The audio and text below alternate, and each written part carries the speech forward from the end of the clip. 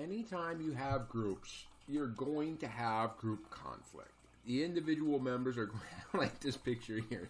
Now that is one hell of a group conflict. Okay, hopefully it's not quite that extreme. Okay, so conflict is the idea where one person is trying to prevent you from achieving your goal, basically. But conflict is often the perception. It may not, in fact, involve reality. So misperceptions are often the key to conflict.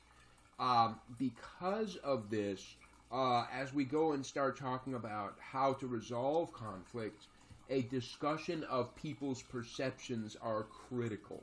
Okay? Most conflict, detracts from team performance, but conflict itself is not necessarily bad because, otherwise you have a homogeneous group, right, where everybody thinks exactly the same.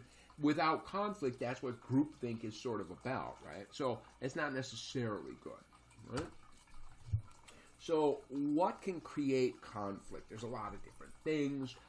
Competition for resources is obviously one of them. Parking spaces and lab spaces and office spaces can be quite limited. Other things in, resources, money, space, because there's always a limited amount of resources, always. And how do you allocate those resources? Task interdependence, yes.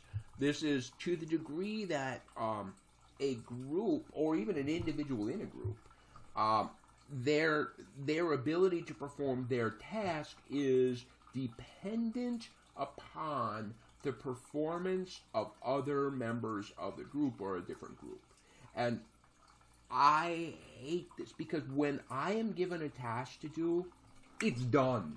All right? It is done. I will get up at 5 in the morning and it will be done and it will be off my plate. But sometimes I just can't do my job because somebody else is not doing their job. I just want to be done. In fact, I just finally yesterday, I just finally was able to finish my semester. And it's weeks and weeks and weeks. Why? Because the registrar's office didn't have in place a mechanism where I could report the last date of attendance for students that failed. It's just do your flipping job so that I can be done. All right? They took 2 weeks. Granted, it was but it was just like I couldn't say I'm done. Nope, sorry, you're not done yet because you still have a task that's just hanging there and you can't do it. Oh. All right. Jurisdictional ambiguity is actually kind of an interesting idea. Sometimes it's unclear whose job is what, who's supposed to do things, who's in charge, who's got authority, who controls access to the limited resources. Clearly, these kinds of conflicts can be avoided, and in fact, as we're going to discuss about conflict resolution, the best way to resolve conflict is to make sure it never happens. Prevent it. Make sure that you have a nice, thorough job description. Everybody's clear who does what. Okay? Communication barriers can create conflict, whether physical barriers because you're separated by a large space or something. Languages can create conflict due to misunderstandings, different styles of decision-making.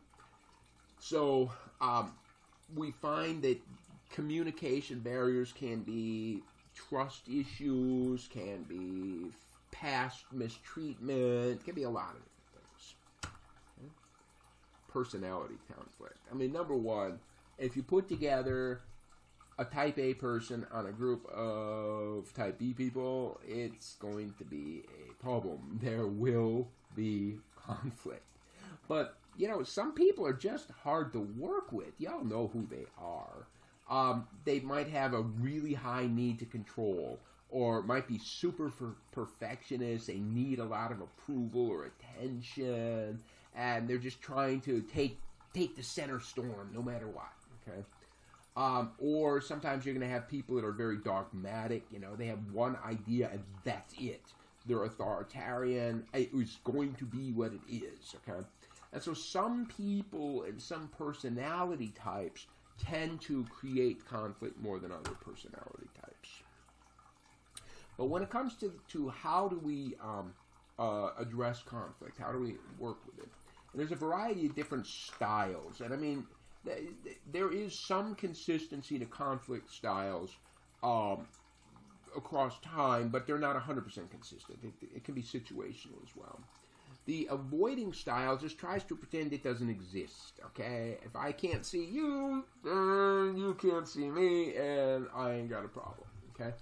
And this could be all right. I mean, this could be the pick your battles kind of conflict style, right? It's just like, let it go. If it's not huge, then you just let them have it. But an avoiding style often leads to withdrawal behaviors, things of this nature. And accommodating styles is where you just give up, you just quit, you just let it go.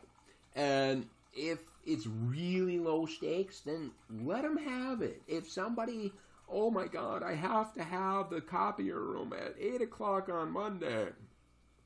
Okay, you do that, okay? And so even if you do give up a resource, a small resource, maybe you gain some social capital moving forward. So it's not bad necessarily, depending on the context. Some have a forcing style. People, again, that are very authoritarian and dogmatic. And these are people that view the world as a zero-sum game. Remember, zero-sum games is the idea that, like the game of poker, for every winner, there must be a loser, okay? And so if I give anything to you, that means I lose. No, I'm not going to lose. I'm not going to give you anything. And it can be effective. You can win, but you piss everybody off, all right? Your relations are damaged. I mean, and it can be appropriate in situations where you must make a decision very quickly, okay? I'm not sure it's necessarily good in the long run.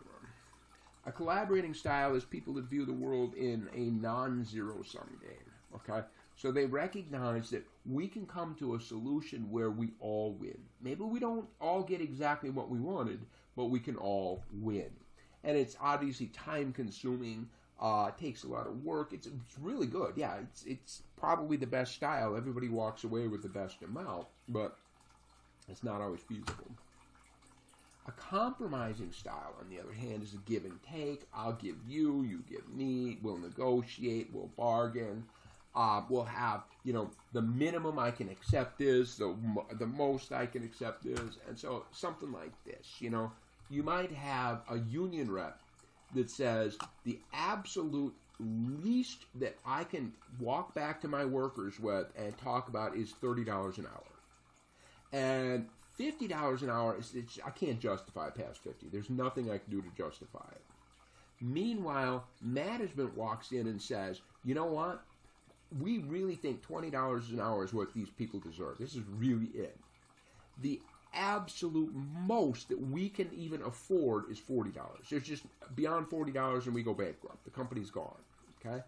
So now we can see here that there's this overlap between person A, the union rep, and person B, management, and we call this negotiating territory. Right? So how do you resolve conflict? As I already mentioned, the best way to resolve conflict is to have systems in place to avoid conflict. Okay? Have clearly defined job descriptions, policies on how conflict should be handled, training in conflict. In fact, training in the causes of conflict, in particular the misperceptions part, so that people will start to, as soon as you start to smell that a conflict is starting to occur, stop, let's bring down the fire and let's talk about what's going on. Plano offers city employees a 40-hour training program in conflict mediation and facilitation. I wonder if it's paid or unpaid. If it's paid, I'll join, but not on the other side. So, if conflict does in fact begin, we should make it clear that we are committed to reducing this conflict. We'll announce how we're going to reduce the tension involved. We're going to perhaps try to avoid character attacks and focus on specific behaviors. That is this behavior that is troublesome, not Johnny is a problem. Okay? You can perhaps prevent conflict from getting serious if we're going to be proactive in this way. But almost inevitably, conflict is eventually going to get to the point where we're going to need a third party to intervene. And so a mediator is somebody, it's a neutral third party who comes in and helps them, the two sides, come together to an agreeable position. A lot of psychology majors become mediators. I've sent a few off to grad programs in mediation. So they focus on communication, right? They're going to bring up the misperceptions that are often at the core of the conflicts, right? Mediators are most successful if you start in a situation where the two parties did not trust each other, okay? Both parties have to agree that there is a conflict and a solution can be found, okay? So mediation is better than lawsuits for a variety of reasons, as you can see. You need to solve the conflict without crushing the relationship. Maybe you want to keep it quiet. Lawyers and lawsuits are incredibly expensive, and lawyers and lawsuits take a lot of time. Okay? Arbitration is a little bit different. An arbitrator is a third party, almost like a judge, right? That you go in and side A gives their, here's my information, side B, here's my information. And an arbitrator will step in, and what they're going to do is the arbitrator, we'll just be happy with that, an arbitrator will come to a decision, and the arbitration decisions can either be binding or non-binding. And this has been somewhat problematic and have been in the news recently, that many companies have set up arbitration such that it is binding. Okay, it is binding.